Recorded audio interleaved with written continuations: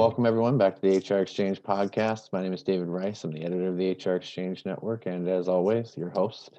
I'm joined today by Ellen Bailey. She is a senior advisor for diversity, inclusion, and belonging at Harvard Business Publishing. So welcome, Ellen. Thank you. It's good to have you, and to talk about something that I'm always excited to talk about. I think it's one of the biggest issues of our time is diversity and inclusion. So it's really great to have you. And I kind of wanted to start the conversation off with, I think it's important when you talk about this that you, as whether it's as a company or just in a conversation, you got to lay down a definition of what you mean by diversity. And I think sometimes we get confused in how we define that. So can you help us clarify what it means to kind of implement, manage, and sustain diverse hiring practices? Sure, absolutely. And diversity does mean many things to many people. And so I think right now, specifically in the US, we are focusing a lot on racial and ethnic diversity is what we think about or what rises to the top when we think about diversity. But it's really leveraging a diverse group of people and having a diverse group of people so that you can leverage diversity of thought and that you have diversity of thought in your organization. And so when we think about that, you need to think about the talent acquisition process as a whole. So there's a recruiting element, there's the interviewing element, there's the selection interview element, there's the onboarding element, et cetera. And so when we think about, hiring and managing and sustaining practices, it's taking a look at that entire talent acquisition process for equity.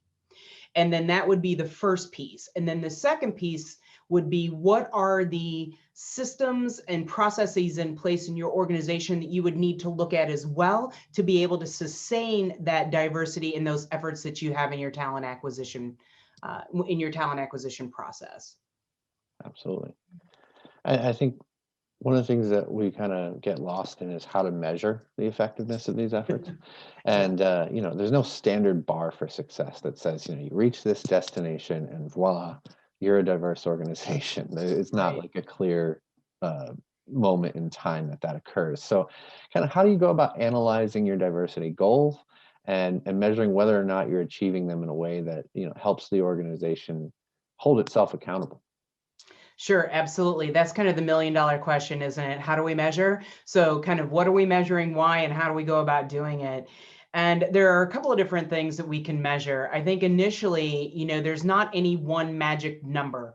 When we think about the organizations that we reside in, do we mirror society and do we mirror our customer base, the people that we work with? And that to me is a good starting point to ensure that you have the diversity that your clients have or that the people that you work with have.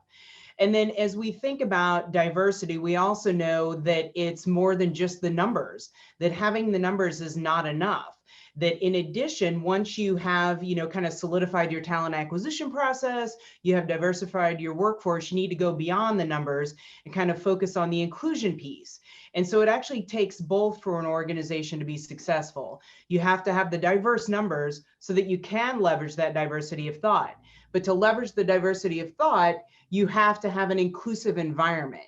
And so I would recommend you actually have an organization, and maybe a third party even take a look at both. So yes, your talent acquisition process as well as your culture, because you can certainly track the numbers as far as diversity regarding race and ethnicity and things like that. So you can capture that data voluntarily upon hire. But then as far as measuring the impact of that, if you have a strong inclusive and culture where people have a sense of belonging, then that will drive productivity, it'll drive the business, assuming that you're linking your efforts to your business goals and strategies, you can then use that as another measure as well and another point of accountability. So for example, are you experimenting more, innovating more, even simple things like a pulse survey, are you getting better results on inclusion than you were prior? So those are just a few measures, both, that you could look at that both address kind of the humanity piece of things as well as the business piece of things. Excellent. And, I think when you want to build a diverse team, you've got to kind of lay out who's doing this building, right? Yeah. And kind of one of the things I think is important is to build it into recruitment teams as well, so that the interviewing and hiring processes are built around diverse perspectives. And is that kind of something that you think that you would agree with? I think it's critical. I think as you are looking at that entire talent acquisition approach, that recruitment team, that interviewing team, absolutely you need diverse perspectives there. So I think about the folks that are doing that interviewing, are they do you have a variety of race and ethnicity? Do you have folks of multiple generations? Do you have folks of different education levels? And then I also think about that recruitment and interview team as well around not just the people that they'll be interacting with daily, that the potential new hire would be, as you're looking at bringing somebody on board, but just other folks in the organization that potentially the work they're doing impacts the work of the individual or the team that you're talking about. And so I think bringing in folks and having that broad, diverse group of people is really critical, because you'll get that diversity of thought to help you as you think about broadening and expanding your team. Yeah, I couldn't agree more. It's got to start kind of at the root, you know. It absolutely does. Yeah. And it's hard because we're kind of creatures of habit, right? We go to the same sources, we talk to the same people. We have the people that we're kind of close to in the organization that we ask to interview. So we're kind of creatures of habit, and we need to kind of break out of our norms. Absolutely. And you mentioned their sources or sourcing, and the channels that we source candidates from, it can also determine the kind of diversity your organization is going to experience. So, can you give some examples of this in practice and provide advice on how to approach the diversity of sourcing? Mhm. Yeah, I always joke and am a little bit snippy that, especially if we're thinking about racial and ethnic diversity, people aren't hiding, right? So, but back to the creature of habit piece, even as we think about our own individual networks, we seem to go to the same organizations, we seem to go to the same events, we end up talking to a lot of the same people. And so when we think about our own networks, we need to apply that, and the need to expand that, we need to apply that same sensibility to recruiting. And so as we think about how we recruit, where we recruit, we need to expand our repertoire there as well. So what are the sources that we're going to? Let us think about joining organizations or going to organizations where the majority of the people don't look like us. Do we leverage historically Black colleges? Do we participate or sponsor organizations that support the underrepresented? And so broadening that scope. And I get a lot of pushback and feedback that people say, well, that'll take more time to have a diverse slate because we need to, build new relationships. And I actually challenge that thinking. I think that if we broaden our scope and we're going to more sources than we did before, then it potentially will actually shorten that cycle time, because we will then have more qualified candidates than we did before going to the kind of limited places that we would have previously. So I think that broadening is a lot easier said than done, but we really need to get creative and think about it the same way we think about our personal networks. That's great advice. Um, you know, One of the things as we look at all this, and I keep coming back to this in kind of conversations I have in different webinars or some of the online events that we do, is the language that we use matters quite a bit. And Yeah. words matter. uh, in the recruiting space, the first bit of language someone might see from us is probably a job description. And so, starting there, can you kind of provide some advice on how to get inclusive language into job descriptions and company profiles that are Yeah. seen by the public, but do it in a kind of natural way that really makes sense for our brands? hmm I initially my initial response when you asked that question is reverting back to my 6-year-old self, where in grade school you heard the sticks and stones will break your bones but words will never hurt me, and I'm like, that is so not true. Not true at all. And so, right, like, who came up with that little phrase, and it's not good and it should be removed. Yeah, because it's not true. And so that's exactly right. And so words do matter.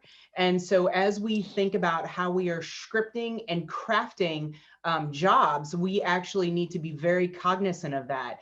And while this sounds very elementary, I think in today's world with the fast pace that we are in, we actually just need to pause and go back to ensure that we have basic terminology and understanding of the terminology and the history of particular terms as well. And so there are a variety of tools that we can leverage out there to ensure that as we are, crafting a job description, that we are using inclusive language, that we are not using any oppressive language. And I also think it needs multiple eyes on it as well, versus relying on just one individual kind of crafting that. But it's critical. I also think, lastly, and around not just the job description and the language, but also there needs to be a level of transparency there. So if an organization is making efforts to diversify, they are wanting to drive inclusion in their organization. When we're talking about the job description itself, there's always that upfront piece about our organization. And I think that piece of information and the transparency and the language used in that piece, in addition to the actual job description itself, both of them have equal merit and equal weight. But I would, my advice there is definitely leverage tools that are out there that are free, regarding language and terminology, and then have a second set of eyes. Yeah, absolutely. Um, and it's so important for employer branding, and I think you're right about the transparency piece. If you're gonna have this be a part of your brand now, you just got to be open about it and tell the truth about what you're trying to do. Um, and a lot of companies are trying to do this. They're kind of going down this road towards diversification, being equitable and inclusive. A lot of them have given it lip service in the past and kind of failed. So my question here is, and this is a question I ask often, is where do they begin? What's the first step on that journey? Yeah, it's tough. When we think about diversity and inclusion, I think it is one of the hardest challenges to tackle because of the sensitivity and the fact that there is the humanity element as well as the business element. And so it's kind of twofold. And so I think that they both need to be addressed simultaneously. So my recommendation is to start with a third party, an outside perspective, to review that talent acquisition process for diversity, to ensure that it's inclusive, not oppressive, remove biases, et cetera. And then simultaneously, while you are trying to diversify your workforce, if not already, then really driving inclusion. Because we can have the best talent acquisition process, including onboarding, but if we don't have an inclusive environment, then it's literally all for naught. It's literally all for naught because those folks won't stay. We're not getting the best from our people, et cetera. And so tackling both at the same time is, I think, the answer and the place to start, and starting with a third party perspective. It's like if we wrote some of those policies and procedures, we're a little partial to them. We potentially can't see that there might be some microaggressions or biases, built into it. When you're living it day in, day out, when you are the one that potentially designed it, it's hard to see it for yourself. And so I think it's important that you have an outside perspective there. And that's where you start. And then once you identify what the gaps are, or if you're already doing well, additional opportunities in that particular area, then coming up with short-term, long-term plan, almost like a 2x2 box, right? Like a 2x2, where you have 4 boxes and you have your short-term kind of initial actions that you can take, that you can move quickly. Then you have your larger initiatives as well. So outside perspective, number one. Number two, coming up with that plan. And then I think what's most critical is back to the transparency piece. So admitting that we're not perfect, even if we are fairly diverse and we are fairly inclusive, there's always room for improvement. And so sharing that plan, not only with your employees, but then also publicly. And that is uncomfortable for a lot of people, but I think that then removes us and helps us transition from the lip service to know we're serious about this. And I think 2 benefits come out of that. One is, again, it's the right thing to do for humanity, right? We want the people in our organization to feel comfortable and to feel included and have that sense of belonging, because it's just the right thing to do. And then on the business side of it, we actually get business results from that as well. So it ends up being kind of a win-win there. And Yeah. to be honest with you, that's where we started. So Harvard Business Publishing, that's the exact approach that we took. We got that outside perspective. We put together our 2x2. We came up with our short and long-term plan, what we're going to tackle initially, and we then started communicating that out.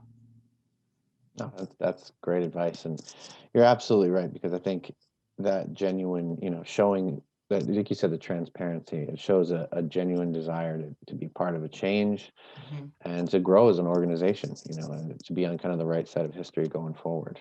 So, Yeah, and you know what we found from that too, which is surprising but not surprising, I guess. I was surprised at the immediate response that we got from our employees, because the amount and percentage of people that were excited about this opportunity and growth and the direction we were going, and not only excited about it, but saying, I want to be a part of this movement. I want to be a part of the new Harvard Business Publishing and this change. And so that's been great, because then we have been able to, really leverage our employees to help us continue to move forward, which is astonishing to me. But yet, again, people are good-hearted and they are wanting to do what's right, and they want to be part of an organization that is moving in the right direction. So it even exceeded our expectations as far as the response we got from just having that level of transparency. yeah, and you just mentioned another important part of the whole thing, and that's retention, because people want to be part of an Yeah. organization that operates this way.